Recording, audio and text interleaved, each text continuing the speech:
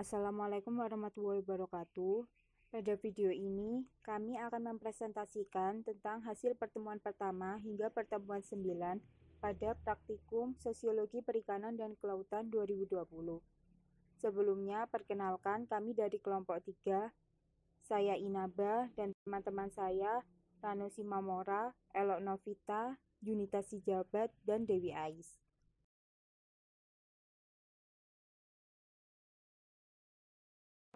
Dari artikel tersebut didapat 7 status dan peran. Yang pertama itu PT Perikanan Nusantara, kedua badan usaha milik negara, ketiga konsumen atau customer, yang keempat marketing, yang kelima top manajemen, yang keenam karyawan, dan yang ketujuh peneliti atau informan. Nah, dari ketujuh status dan peran tersebut didapatkanlah satu visualisasi struktural seperti pada PowerPoint. Dari artikel tersebut didapat 7 status dan peran. Yang pertama itu PT Perikanan Nusantara, kedua badan usaha milik negara, ketiga konsumen atau customer, yang keempat marketing, yang kelima top manajemen, yang keenam karyawan, dan yang ketujuh peneliti atau informan. Nah, dari ketujuh status dan peran tersebut didapatkanlah satu visualisasi struktural seperti pada PowerPoint. Selanjutnya, kriteria analisis dari artikel tersebut. Yang pertama, PT Perikanan Nusantara atau Persero cabang Benua Bali. Dalam aktivitas perusahaan terdapat 3 aliran suplai, yaitu aliran material, finansial, dan informasi. Yang kedua, terdapat 21 risk event dan 51 risk agent di PT Perikanan Nusantara atau Persero cabang Benua Bali yang tersebar pada aktivitas plan, source, make, deliver, and return. Nah, yang ketiga, perencanaan mitigasi yang dilakukan dengan mitigate risk, transfer risk, analisa min max stock, evaluasi ulang perencanaan sumber daya manusia. Nah, untuk komentar dari kriteria analisis ini, yang pertama itu risiko apa saja yang muncul dalam aktivitas perusahaan dan bagaimana cara perusahaan mengatasinya. Yang kedua, aktivitas supply chain dikelompokkan menggunakan model SCORE, yaitu plan, search, make, deliver, and return. Nah, yang disebutkan apa saja perannya dalam suatu perusahaan. Nah, bagaimana jika salah satu komponen tersebut tidak terpenuhi. Dan yang terakhir itu, mengapa risiko yang memerlukan aksi mitigasi adalah risiko yang berada pada kategori alarm. Selain aksi mitigasi, permasalahan dapat diselesaikan dengan cara apa? Selanjutnya, status dan peran, visualisasi struktural dan kriteria analisis dari artikel konflik nelayan di Jawa Timur, studi kasus perubahan struktur agraria dan diferensiasi kesejahteraan komunitas pekebun di Lebak, Banten. Selanjutnya, status dan peran, visualisasi struktural dan kriteria analisis dari artikel konflik nelayan di Jawa Timur, studi kasus perubahan struktur agraria dan diferensiasi kesejahteraan komunitas pekebun di Lebak, Banten. Untuk kriteria analisis dari artikel tersebut, yang pertama itu nelayan di daerah ini termasuk ke dalam nelayan post tradisional. Mereka melaut dengan ketergantungan musim, jangkauan daerah penangkapan dan hasil tangkapan, serta alokasi hasil penangkapan. Yang kedua, pada dasarnya pemerintah pusat telah membuat undang-undang atau aturan pengelolaan sumber daya perikanan, namun seringkali aturan tersebut dibuat dengan cara partisipatif dan kadang tanpa memperhatikan aspek sosial ekonomi di masyarakat setempat yang dapat menimbulkan konflik. Yang ketiga, apabila ada konflik yang terjadi, maka Dinas Perikanan dan Kelautan melakukan dengan cara mediasi, penyuluhan, dan pembinaan dengan melibatkan bantuan tokoh masyarakat itu sendiri. Nah, untuk komentarnya, yang pertama itu apa yang menyebabkan konflik-konflik tersebut terjadi dan bagaimana cara penyelesaiannya. Yang kedua, bagaimana peran Dinas Perikanan dan Kelautan menanggapi konflik yang terjadi. Yang ketiga, bagaimana pengaruh adanya Dinas Perikanan, BPPI, dan tokoh masyarakat serta tokoh agama dalam hal ini.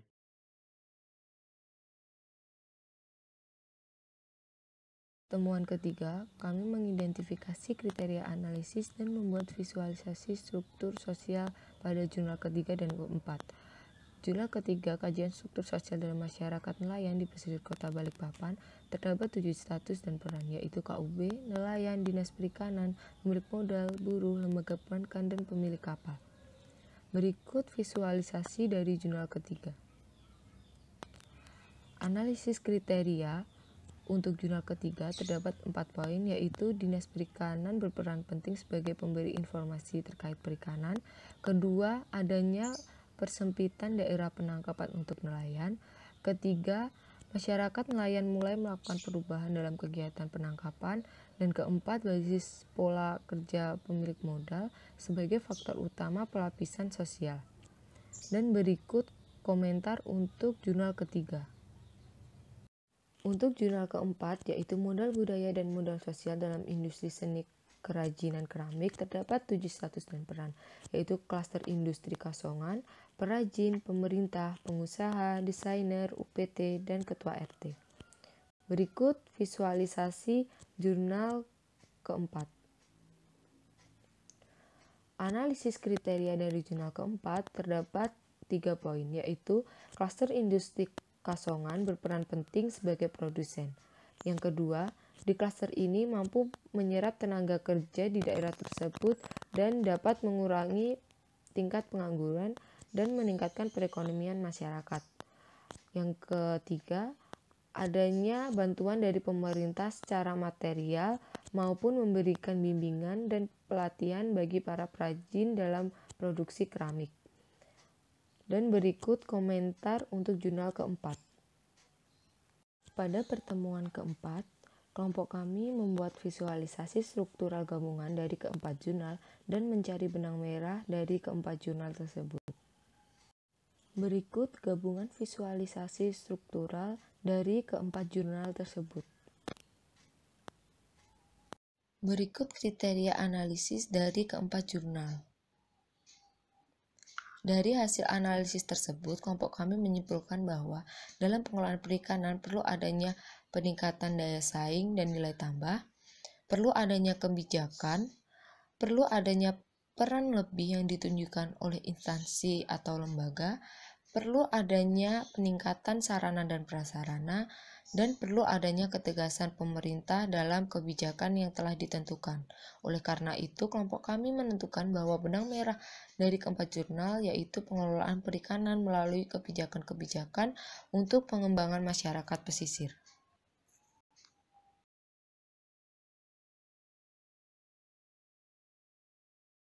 Struktur dan peran, visualisasi struktural, kriteria analisis dan aksi atau solusi dari visualisasi baru.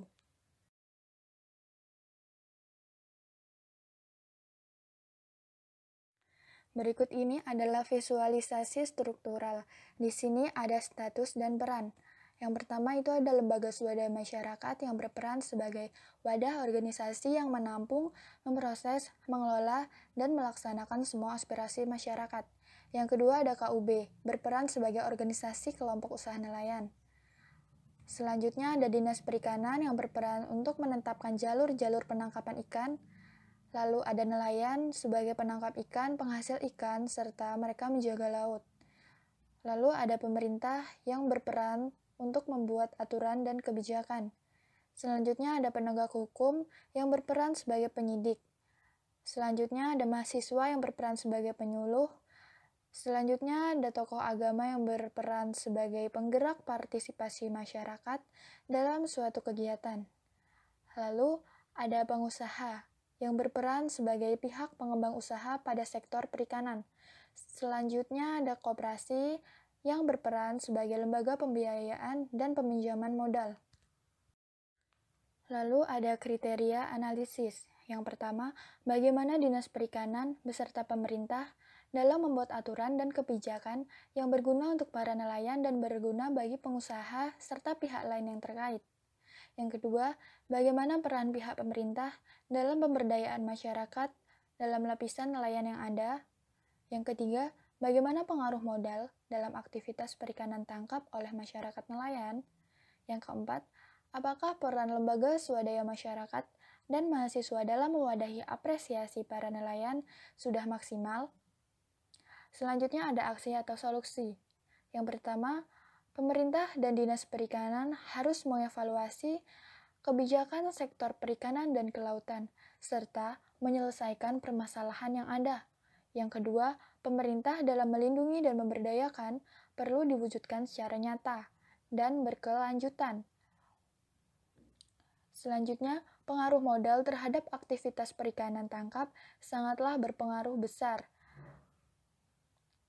Selanjutnya, peran mahasiswa, lembaga swadaya masyarakat, ataupun masyarakat sipil lainnya membantu berbagai kebutuhan nelayan dalam melaut, seperti modal usaha, penggunaan peralatan atau teknologi, dan pencarian modal untuk semua itu.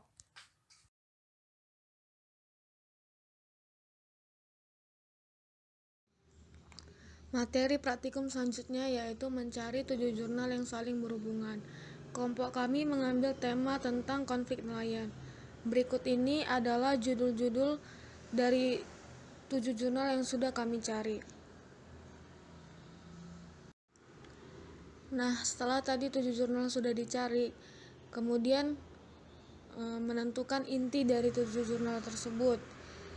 Dari jurnal pertama yaitu studi kasus perubahan struktur agraria dan diferensiasi kesejahteraan komunitas pekebun di Lebak, Banten adalah konflik yang terjadi di Leko, yaitu konflik kelas, konflik cara produksi atau alat tangkap, dan konflik usaha.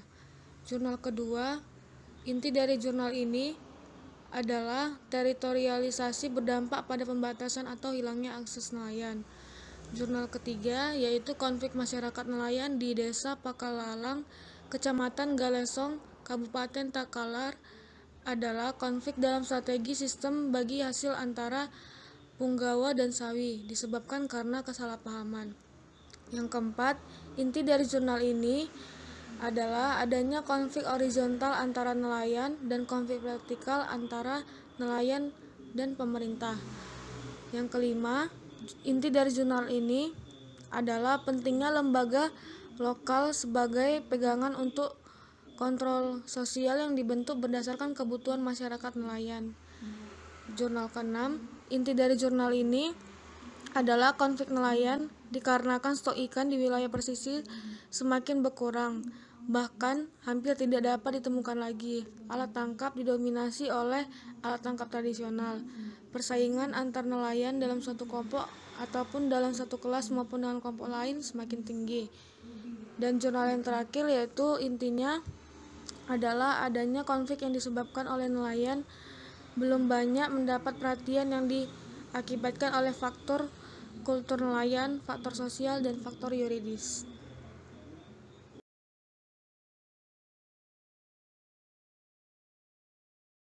Kemudian adalah membuat mind map. Mind map yang dibuat berdasarkan 7 jurnal yang telah dicari intisarinya. Mind map yang telah kami buat ini merupakan mind map yang bertemakan konflik kenelayanan di mana terdapat berbagai jenis masalah yang terjadi pada masyarakat nelayan di berbagai tempat. Sumber-sumber konflik nelayan biasanya terdapat berbagai jenis. Dalam mind map tersebut tidak hanya sebatas konflik yang dibahas, melainkan analisis pemecahan masalah dari konflik tersebut juga dibahas. Dan peran kelembagaan lokal serta pemerintah yang sangat penting dalam meminimalisir konflik yang terjadi. Deskripsi mind map. Dalam konflik kenelayanan yang terjadi pada masyarakat nelayan atau pesisir, ada beberapa macam bentuk konflik. Ada yang bersifat vertikal dan horizontal. Konflik horizontal yaitu konflik tertutup atau laten dan konflik terbuka atau manifest. Sedangkan dalam konflik vertikal ada banyak macam, seperti konflik sistem bagi hasil, konflik kelas, konflik orientasi, konflik cara produksi atau alat tangkap, konflik agraria, dan konflik usaha. Sumber-sumber konflik tersebut berasal dari sumber daya yang langka, ketidakseimbangan struktural, informasi yang didapat yang tidak akurat, tujuan mereka yang sama sehingga mereka bersaing, hubungan antar sesama yang buruk, perbedaan nilai atau cara pandang mereka, dan perbedaan teknologi serta perbedaan etnik. Konflik yang dihadapi terdapat aturan-aturan yang bersifat formal maupun informal. Pengelolaan konflik tersebut dilakukan oleh pihak yang terlibat dan juga pihak yang berkepentingan. Indikator dalam melihat konflik kenelayanan bisa dalam bentuk sabotase agresi terbuka, konfrontasi, dan melihat rendahnya kinerja. Dalam konflik kenelayanan, biasanya Dinas Perikanan dan Kelautan tidak tegas terhadap adanya pelanggaran, lemah dalam pengawasan, dan ketidakpercayaan atau curiga. Upaya untuk meminimalisir konflik kenelayanan yang terjadi adalah dengan adanya pihak yang mengalah, berkompromi, dan menghadirkan orang ketiga ke dalam masalah mereka. Kelembagaan lokal seperti Punggawa Sawi, Pokmaswas, struktur desa, dan penyuluh perikanan juga penting dalam upaya meminimalisir konflik. Peran pemerintah juga harus dilakukan. Pemerintah harus melakukan penegakan hukum, pemberdayaan lembaga-lembaga keuangan seperti KUD, pengoptimalan fungsi TPI, pelatihan pemberdayaan nelayan, dan memberikan jaringan komunikasi yang baik di daerah mereka. Sekian presentasi dari kami. Wassalamualaikum warahmatullahi wabarakatuh.